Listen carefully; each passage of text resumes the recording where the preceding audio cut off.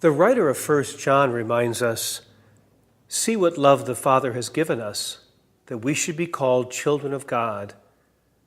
And that is what we are. The reason the world does not know us is that it did not know him. We are God's children now. What we will be has not yet been revealed. The late Irish poet, spiritual writer, John O'Donoghue writes that the Celtic mind was not burdened by dualism.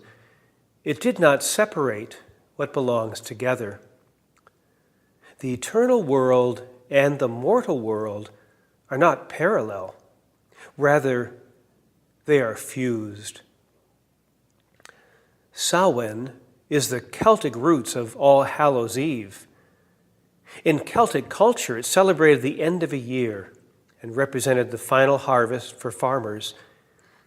It's believed that on the night of October 31st, the separation between the living and the dead was thin, and the dead were able to mingle with the living. It was thought that at Samhain, the souls of those who had died during the year traveled to the other world. In the world of spirituality, the body has had such a low and negative profile because spirit has been understood more in terms of the air element rather than the earth element. The air is the region of the invisible. It's the region of breath and thought. When you confine spirit to this region alone, the physical becomes immediately diminished. This is a great mistake, O'Donoghue says, for there is nothing in the universe as sensuous as God. The wildness of God is the sensuousness of God. Nature is the direct expression of the divine imagination. It's the most intimate reflection of God's sense of beauty. So it's unorthodox to understand spirit in terms of the invisible alone. Ironically, divinity and spirit derive their power and energy precisely from this tension between the visible and the invisible. Everything in the world of soul has a deep desire and longing for visible form. This is exactly where the power of the imagination lives. In the Celtic world, there was a wonderful sense of the thin places where the visible and the invisible moved in and out of each other. In the west of Ireland, there are many stories about ghosts, spirits, or fairies who had a special association with particular places. To the mind of the locals, these legends were as natural as the landscape. There's an ancient prayer called the Lorica, or the prayer of St. Patrick, that accompanied us throughout our pilgrimage to Ireland. In this prayer, Christ surrounds us. Christ goes before us and behind us. Christ is all around us.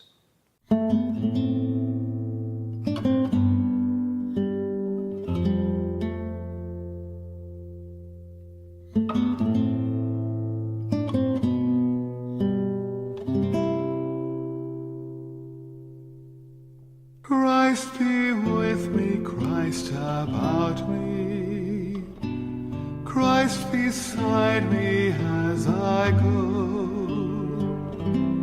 Christ before me, Christ around me, Christ within, above, below, Christ encircle now my heart, Christ encircle every part. Christ be with me, Christ surround me, Christ be near and never far.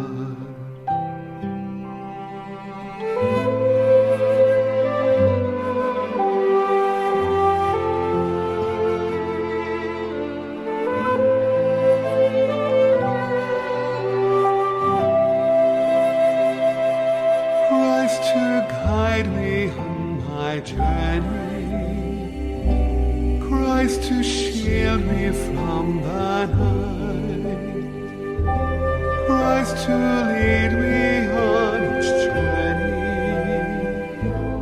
Christ my hope, my light, my life, Christ to save me from all sin, Christ to call me deep within, Christ to guide me on my journey, Christ my heart to ever fill.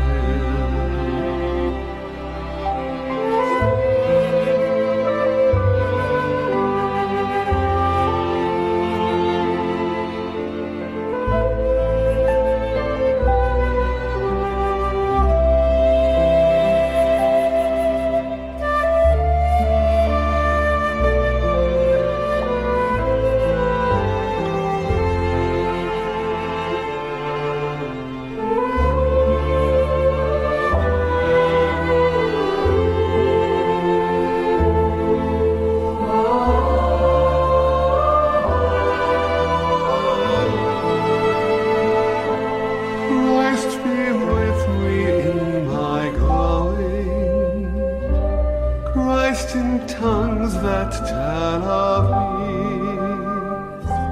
Christ within my heart abiding, Christ in every eye that sees, Christ to be my friend protector, Christ to shield me from all strife, Christ be near my heart forever, Christ my way